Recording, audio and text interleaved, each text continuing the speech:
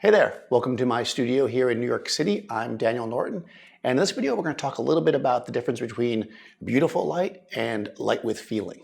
So if you like philosophical photography discussions like this one, if you like technique, if you're interested in gear, subscribe to the channel for more videos like that, and let's talk about this. So one of the things that we start to do early on as photographers, one of the very first things we do, I think most of us, is we look for what I'll call pretty light. We look for light that is going to be flattering to our subjects, whatever the subject might be, but let's just say people.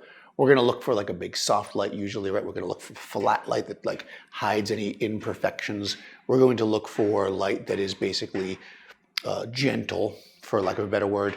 And this is what we look for. And I mean, I'm talking about like we're looking for it, like where, oh, the light coming through a window with a sheer in front of it, a cloudy day, sunset where it's at a certain angle, although that's not soft.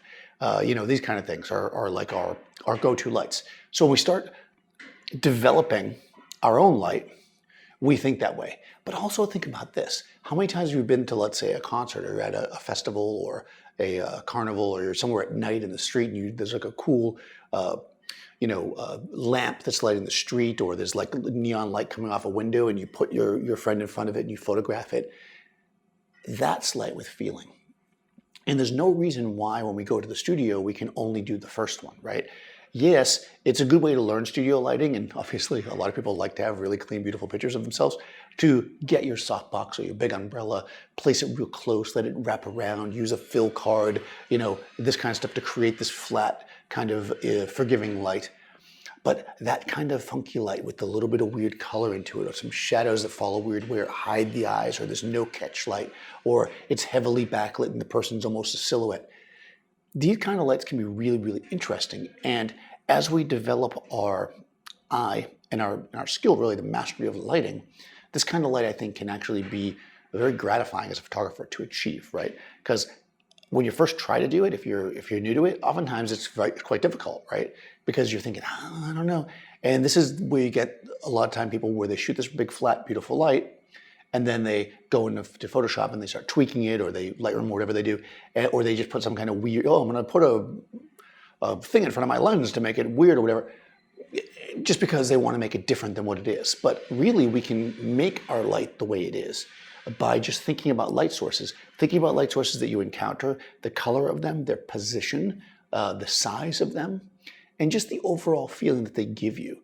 You're not necessarily going to mimic it exactly, but you can think about it. Does that neon light create a certain feel, right? Does using a constant light source or shooting someplace change the way that the iris and the pupil react, right? Versus being in the dark, right? You can change these things. You can make them affect your image to create some unusual things. Like one thing that we get permission before you do this. One thing that I've sometimes done and that I've seen people do when I was an assistant to a photographer is you're using flash. Typically, people's irises are going to get real big, right? Because it's dark inside a studio. What you do is you use a constant light on the model to brighten up their face, and it'll shrink down, right? And get real rich color in the eyes. Then we turn it off and we make the shot with the flash. Now we've got these kind of strange, almost overly saturated, colorful eyes, right?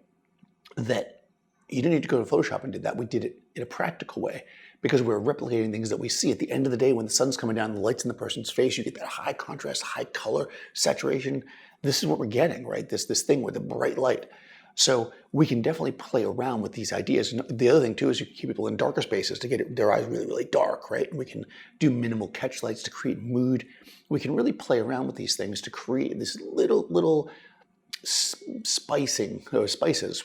We can spice up our lighting by thinking about our light in the sense of light that's interesting versus light that's beautiful. So this isn't to say that interesting light is not beautiful, but when I say beautiful, I'm talking about typical flat light that we use to kind of be gentle on the face. Do you guys do that? How many lights do you use? Are you let's just put up a giant soft box and shoot, or do you like to use small, intricate lights? Do you use other tools to create funky, interesting lighting effects? Let me know in the comments below. If you haven't already, go ahead, subscribe, ring the bell so you get notifications, and I'll see you next time.